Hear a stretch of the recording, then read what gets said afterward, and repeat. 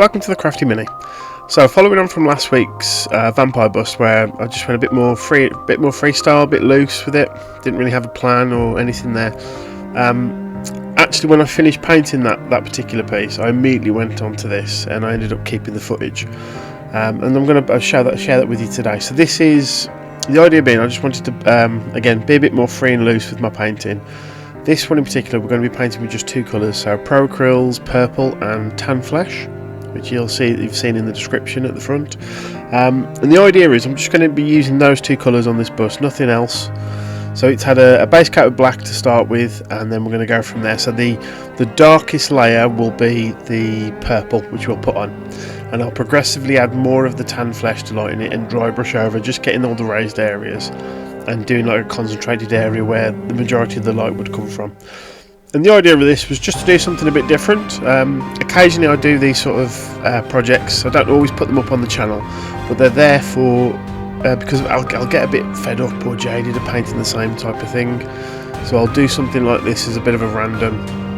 And as I say, I completely forgot the camera was on, and I just went through and I decided I'll actually keep it because the finished result was actually quite nice. I enjoyed it, and it looks good towards the end. So I'll go through each of the steps, but initially it's just getting this purple on, and then with that first coat, because of the black undercoat, it's not quite as vibrant, so I'll use that as the base coat, and then when I add more purple on, that'll be the first sort of dry brush layer to pick out more of the colour in certain areas, and so on and so on. But yeah, sit back and enjoy the video. If you've got any comments or any ideas, anything you'd like to see me paint, do hit me up in the comments section, because I will answer. And keep an eye out, because I've got something a bit fun coming in the next few weeks, which I'm just sorting it out with the other individual. But yeah, it should be a bit of fun.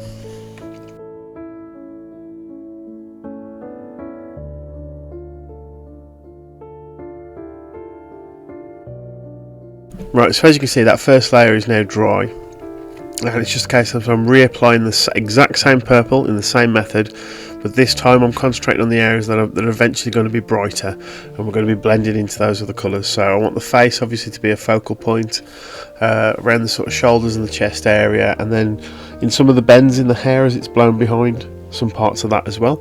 So I'll just be going over now and doing another coat of the purple just to accentuate those areas.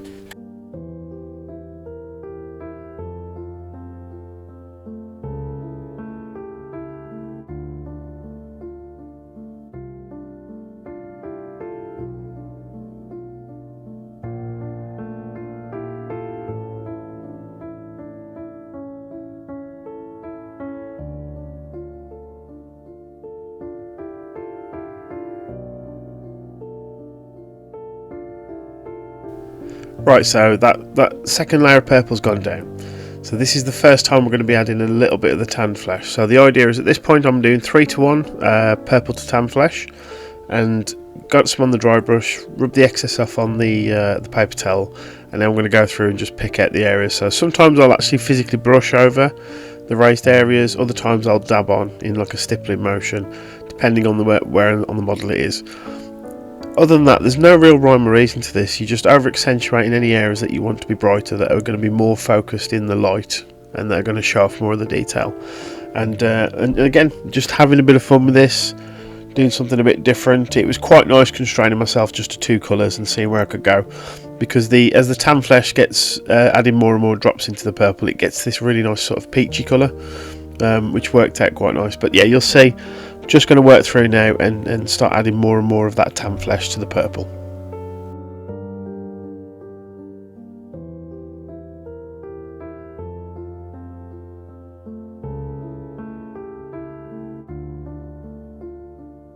And you can see here that first layer has dried. So again, the same again now, going in with just a bit more of the Tan Flesh. So it's 3:2 at this point in terms of ratio, and you can see the transition there from the side, so where the face and the side of the body, which would obviously be more prominent because it's in the light, towards the purple, which would be the more of the darker area. And all I'm doing now is going back over the initially I highlighted area and just picking out more of those details, and there'll be a very gradual transition from the lightest point to the darkest, so from more of the tanned flesh mixed in to the actual base purple as we go through. And I'm paying more attention now to her face, because she's got some lovely shapes on the sort of cheekbones and the bridge of the nose, and the straps across the armour are nice to raise up. And then obviously you've got certain things where, like the folds between her shoulder joints as it comes to her chest and to her neck, you can make a nice differentiation with them. And occasionally I'll just pick up on very tiny areas on the other side of the Mini, especially on the hair, just to make it so it looks like the hair's billowing, and there's certain strands that are picking up a bit of that light as well.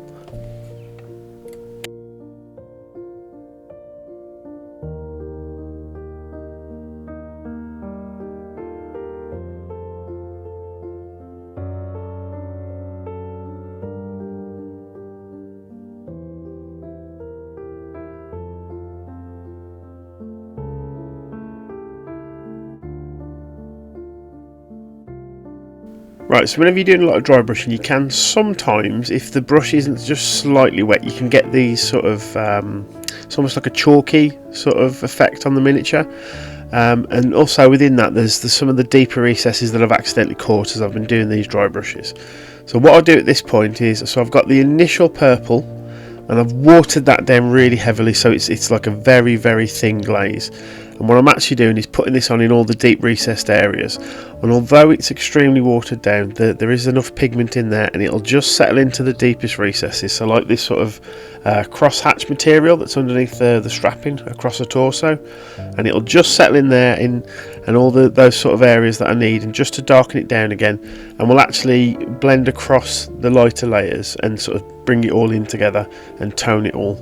And you'd be surprised how easy this actually works. And because when you're putting it on, you think, well, this is just like slightly, almost like paint water, it's slightly coloured after you've cleaned your brush, but it's surprising that it does actually work, and it just brings everything together. So the whole miniature will get this, and then let it dry.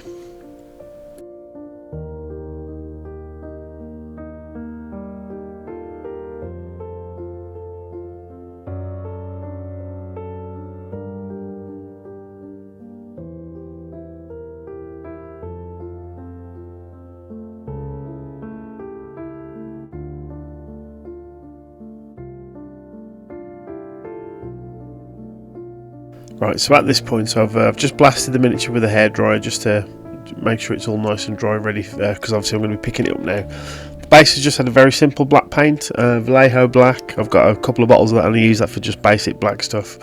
And then what I'm doing now is going in with some of this, it's Green Stuff's World's Max Matte Varnish, and I really love the finish this gives. So whenever there's any miniature or display piece that I do that's on a plinth, they will always get this around either the edges of the base or the actual plinth itself. It's really nice and matte. So I'll do this all over the base. I'll deliberately go in and do some of the parts of the hair, the darker areas in particular, and some of the strapping on the actual the bust itself. And then for the skin, I do a satin varnish, and it just gives this differentiation. When you're looking at it, the light will catch it slightly differently.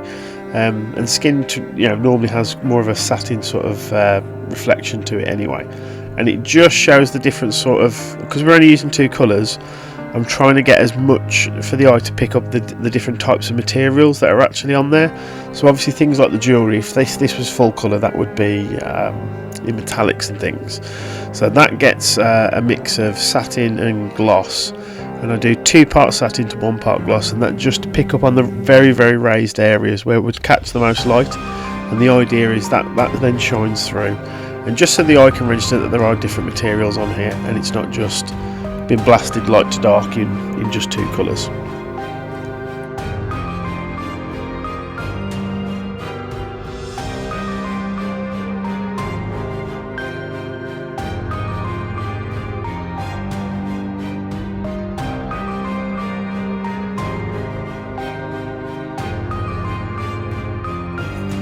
And at that point, so I've again with all the matte sort of areas done and some of the gloss mixed with satin, that's been blasted with the hairdryer again to dry it off, just so I can start to see it, because obviously when it's drying it still looks a bit wet. And now I'm going in and doing all the flesh with the nice satin varnish. This is Vallejo's standard satin. So all of, obviously the face. Now where there's a part of her hair that comes down, on this one side you'll see here, and it's obviously that's a darker area. I actually don't go all the way in with the satin there. I want to keep that as is, because again it'll just show the shadows are affecting the surfaces of certain areas and fabrics and materials and things, and it will give a slightly different finish. So the satin's going on all the highest areas where we got the most light of that paint mix that we've been using to dry brush. And as I say, on the jewellery and things, I'll have a little bit of gloss, just gently, just to take it almost as if I was edge highlighting it, and that'll just show that it reflects in a slightly different way.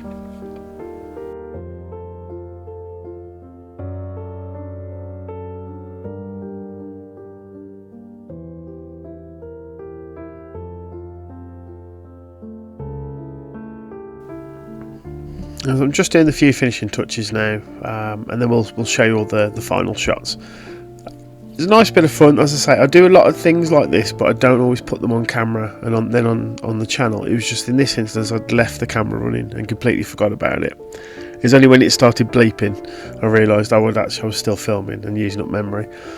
If you'd like to see more of this stuff that I do in between projects, if you want to see that more on the channel, let me know and I'll start uploading them. As I say, this for me, it's more, I just have a play with things and try things that I wouldn't think are worth doing for like a normal content, but I do it in terms of like a palette cleanser almost. Because if I'm just painting, let's say for example, I've been working through my City of the Damned recently. A lot of small scale miniatures, fiddly bits and things. You know, lots of intricate details to paint, and sometimes you just get to the point you're just like, I'm getting a bit fed up of doing this now.